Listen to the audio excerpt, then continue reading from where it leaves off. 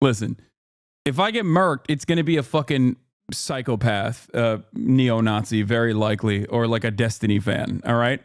And I'm going to get murked because of the things I speak on that many of you agree with.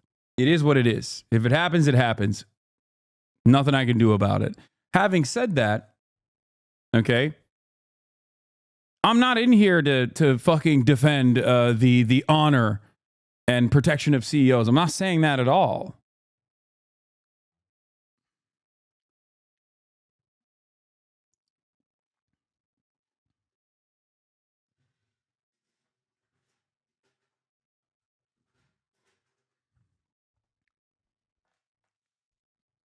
I just want people to have healthcare, man. That's it. The CEO of his billionaire father's corporate empire? Yeah, I know. My billionaire father. So funny that they claim that my dad is one of the richest people on the planet. Like, my haters are so fucking stupid. To quote Al Sharpton, the rent is too damn high. Healthcare costs are too damn high.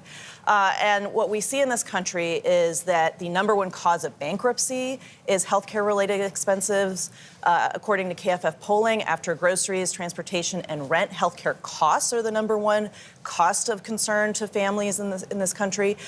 Didn't you say healthcare is what radicalized you in college? Yeah. And so we've gotten to a point where healthcare is so inaccessible and unaffordable, people are justified in their... By the way, the rent is too damn high is not Al Sharpton. That's so funny that she said that. No, you shouldn't go broke trying to live. So the insurance industry can do something about this, can't they?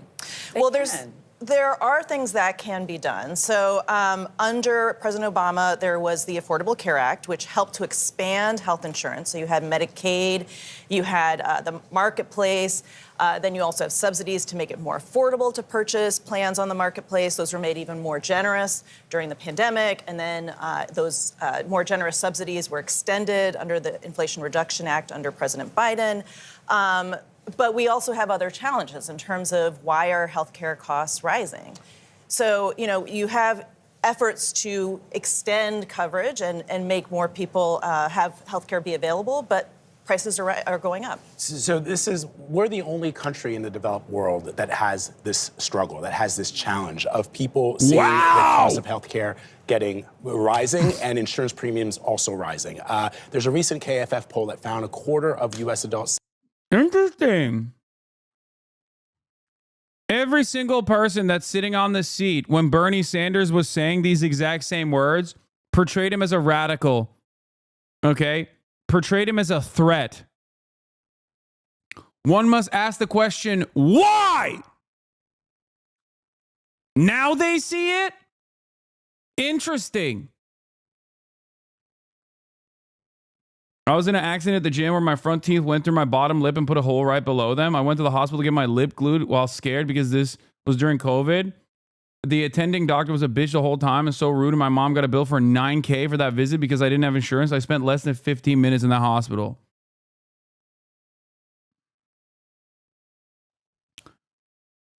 The healthcare system cost U.S. taxpayers $49 trillion over the last 10 years. Without the insurance middlemen, it would cost $32 trillion. That's $17 trillion that could have gone to healthcare instead of lining the pockets of insurance company CEOs. The other side of the story is that mediators in the insurance industry are also responsible for the high prices because their interests do not revolve around lowering the actual costs. Their interests revolve around not paying for the actual costs. Okay? That's the other problem. That is precisely the reason why every other comparable OECD nation that actually mass purchases pharmaceuticals in bulk are capable of lowering the fucking prices of healthcare and pharmaceuticals. In America, it was illegal. Barack Obama was the first president that allowed the VA, which is the only, at the